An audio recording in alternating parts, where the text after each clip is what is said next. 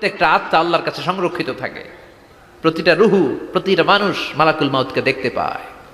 আপনিও দেখবেন, আমিও দেখব। মুমিনদের কাছে এসে মালাকুল মাউত একজন যুবকের বেশে সাদা ধবধবে জুব্বা পরে সুগন্ধি মেখে মুমূর্ষু ব্যক্তির শিয়রে বসে বলে, ইয়া আইয়াতুহান নাফসুল মুতমাইন্না, হে প্রশান্ত আত্মা, উখরুজি ইলা মাগফিরাতুল্লাহি ওয়া রিদওয়ানি, আল্লাহর ক্ষমা আর দয়ার দিকে বের হয়ে আসো। বলা মাত্রই মুমিনের আত্মাটা স্মুথলি বের হয়ে আসে।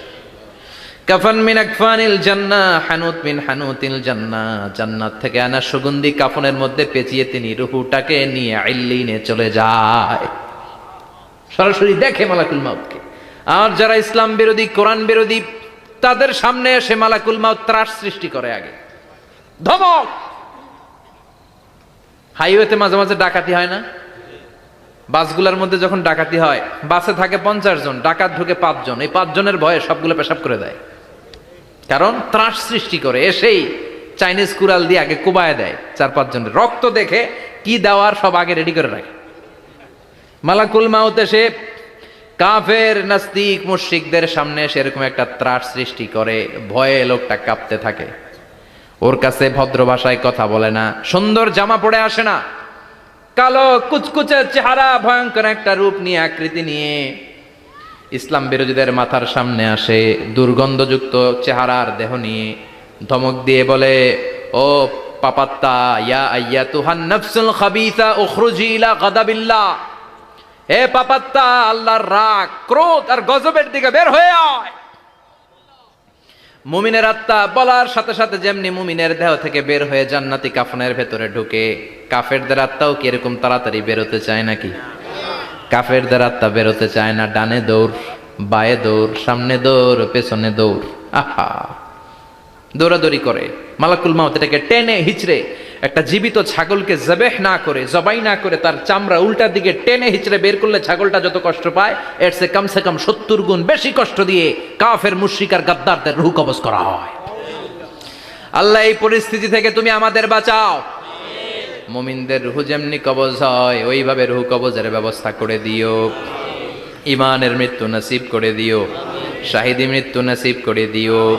আমাকে শহীদ করে সেই মিছিলে শামিল করে নিও, যে মিছিলের নেতা মীর হামজা, খোবায়েবে খাব্বাব,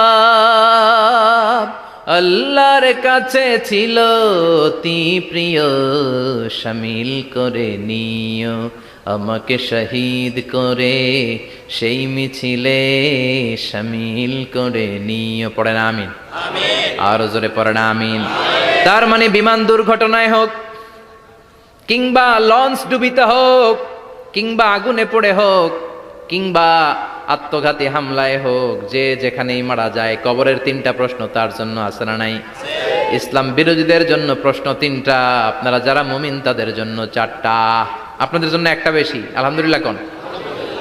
কবরে এসে প্রথম প্রশ্ন করবে, মুনকার নাকির যখন চলে আসবে, 40 কদম যখন আত্মীয় স্বজনরা লাশটাকে কবরের মধ্যে দিয়ে 40 কদম চলে যায়, তখনই ফেরেশতা চলে আসে। আহা, শেষ, সব শেষ। এসেই পরীক্ষা শুরু। মার রব্বুক, তোর রবের নাম কি? চিল্লায় বলেন, আমাদের রবের নাম কি? আমরা বলবো রব্বি আল্লাহ, আল্লাহ আমারে রব। দমে দমে তনু মনে তারি অনুভব। পড়েন, আল্লাহ আমারে রব। তোমার দুনিয়াতে আমি যেদিকে তাকাই, অথই নিয়ামতে ডুবে আছি সবাই।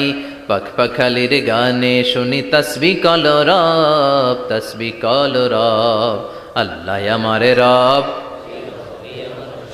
প্রথম প্রশ্ন, তোমার রবকে? আমরা বলবো আমাদের রব আল্লাহ। দ্বিতীয় প্রশ্ন, ওমা দীনু, তোমার ধর্মের নাম কি? আমরা কি বলবো? তৃতীয় প্রশ্ন, বিশ্বনবীর চেহারা দেখিয়ে বলা হবে, আতারিফু হাদার রাজুল, এই লোকটারে চিনো নাকি? আমরা বলবো চিনি, আমাদের প্রাণের নবী, ঠিক কি না? চাঁদের চেয়ে সুন্দর তুমি নবী আমার কমলিহিওয়ালা, দু জাহানের বাদশা তুমি প্যারা নবী সাল্লে আলা, চাঁদের চেয়ে সুন্দর তুমি, নবী আমার কামলিওয়ালা। ঠিক কি না? তিনটা প্রশ্নের যথাযথ উত্তর যখন দিয়ে দিলেন, আপনার জন্য অতিরিক্ত আরেকটা প্রশ্ন করা হবে, ওয়ামা ইলমুক, তোমার নলেজ কি? তিনটা প্রশ্নের উত্তর যে তুমি করতে পারলা, কিভাবে পারলা, কেমনে জানলা? নকল করে বলছো নাকি জেনে বুঝে আসছো? নকল হয় না? এখন তো পরীক্ষা চলতেছে বোধহয়। কি পরীক্ষা? এসএসসি পরীক্ষা। নকল হয়? কৃষ্ণপুরে নকল নাই না? এখন মনে হয় এগুলো একটু কমছে। একটা সময় ছিল অনেক নকল হইতো। পাঞ্জাবের ভিতরে নকল, পকেটে নকল, টুপির ভিতরে নকল, মৌজার ভিতরেও নকল। এমনকি মেয়েরাও নকল করে পরীক্ষার হলে আসে না নাই? স্কেলের মধ্যে লিখে নিয়ে যায়, হাতের মধ্যে লিখে নিয়ে যায়, ওড়নায় লিখে নিয়ে যায়, কাপড়ে লিখে নিয়ে যায়, আসে না নাই? ফেরেশতারা বলবে নকল করছো নাকি? কেমনে জানলা? তিনটা প্রশ্নের উত্তর তুমি কেমনে বললা? আল্লাহ তোমার রব, ইসলাম তোমার ধর্ম, এই লোকটা বিশ্বনবী, কেমনে চিনলা? আপনাকে তখন বলতে হবে আমি কোরআন থেকে শিখেছি, আমি হাদিস থেকে শিখেছি, আমি ইসলাম জেনে বুঝে মেনেছি, আমি আন্দাজে কোথাও ঘুরি নাই। চিল্লা এখন ঠিক কিরা? আপনাকে বলতে হবে। এজন্য শিখতে হবে, প্রতিনিয়ত ইসলাম সম্পর্কে জানতে হবে, আখের গোছাতে হবে, জীবনটাকে আলোকিত করতে হবে। চিল্লায় বলেন ঠিক কিরা? চারটা প্রশ্নই যখন হয়ে গেল, ফেরেশতারা বলবে আহলান ওয়া সাহলান ওয়া মারহাবান বিক, খোশামদেদ, কংগ্রাচুলেশন, খোশামদেদ, কংগ্রাচুলেশন। সব প্রশ্নের উত্তর তুমি পেরেছ। ফায়ুফসাহু লাহু কবরুহু ৭০ যিরান, আপনার কবরটারে ৭০ হাত লম্বা করে দেয়া হবে। ওয়া ইফতাহু লাহু বাবুন ইলাল জান্নাহ, আপনার কবর থেকে জান্নাতের দিকে দরজা খুলে দেয়া হবে।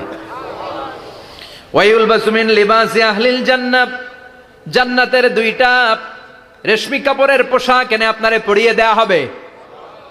আর বলা হবে নাম কানাও মিলা আরুস, ঘুমাও, sleep, you should get some sleep now, তোমাকে লম্বা সময় পাড়ে দিতে হবে, ঘুমাও। কানাও মিলা আরুস, যেমনি বর বাসর রাতে আরামসে ঘুম দেয়, বাসর রাতে যেমনি বর কনেকে নিয়ে মধুর ঘুম দেয়, তুমিও ঘুমাও, কেউ তোমার ঘুম ভাঙবে না। মালাক ইসরাফিলের, কিয়ামতের জন্য ইসরাফিলের সিংহায় যে ফুৎকার আছে, ওই ফুৎকার ছাড়া কোনো কিছুই তোমার ঘুম ভাঙাতে পারবে না।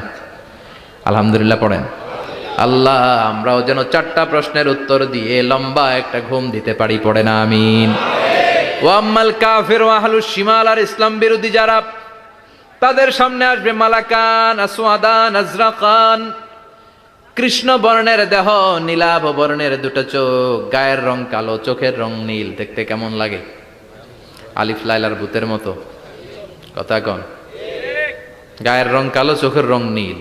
ফেরেশতা দুইটা আসবে, এসে ত্রাস সৃষ্টি করবে, এসে বলবে বল তোর রবের নাম কি? মার রব্বুক। ইসলাম বিরোধী মুশরিক, কাফের, নাস্তিক এরা বলবে আমি জানি না আমার রবকে,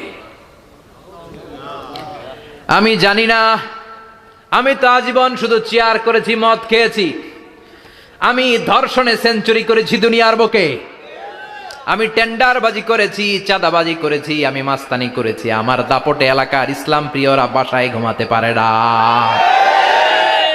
আমি ছিলাম টেন্ডারবাজ, আমি ছিলাম গডফাদার, সন্ত্রাসীদের লিডার, আমি ছিলাম ডন 1 2 3 সব, আমি ছিলাম ডনের ডন, আমি ছিলাম মাস্তান, রংবাজ, রব টপ কি আমি তো জানি না। লাদ্রি লাদ্রি, আমারে জিজ্ঞেস করো না। আবার প্রশ্ন করা হবে ওয়ামা দীনুক, তোর ধর্মের নাম কি? বলবে লা আদরি, আমার কোনো ধর্ম নাই, আমার কোনো ধর্ম নাই, আমি শুধু মৌজ মাস্তিতে ছিলাম, আমি আনন্দ ফুর্তি করেছি, ইসলাম নিয়ে আমার মাথা ব্যথা ছিল না, আজীবন ইসলামরে আমি বাস দিয়েছি। চিল্লায় বলেন ঠিক কিনা? ইসলাম বিরোধীদের সাথে ছিল আমার চলাফেরা, আমার সব সাঙ্গপাঙ্গ ছিল গুন্ডা, বদমাশ, ইসলাম বিরোধী।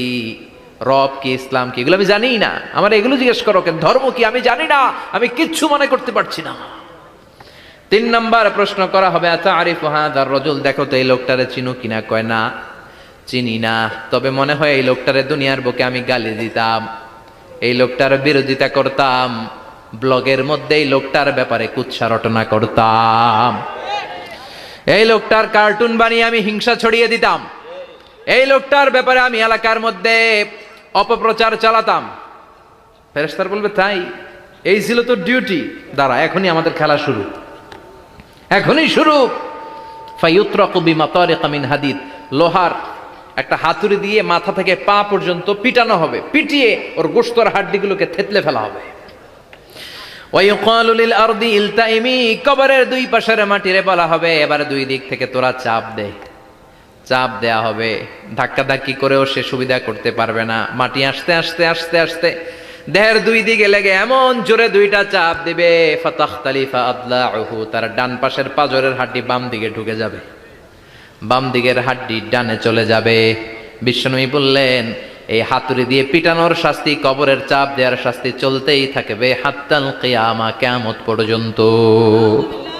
আল্লাহ কবরের শাস্তি থেকে আমাদের বাঁচাও। আমরা এই আযাব পেতে চাই না, আমরা যেন ঠিকভাবে কবরের 4টা প্রশ্নের উত্তর করে দিয়ে লম্বা ঘুম দিতে পারি। আল্লাহ তুমি তৌফিক দাও।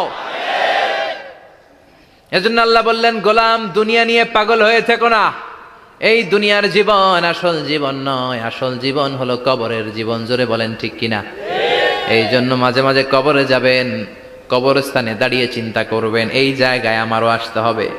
দিন যাবে, রাত আসবে, বৃষ্টি হবে, শীত আসবে, কেউ আমার দেখতে আসবে না, একা থাকতে হবে, একা, বড় একা, অন্ধকার, বড়ই অন্ধকার। যার ব্যথা বেদনার পড়ে ফিরে আসনি তুমি আপন ঘরে, দিনের আলো তুমি ছড়িয়ে দিতে চলে গেলে মদিনায় মক্কা ছেড়ে। হে রাসূল তোমাকে ভুলি আমি।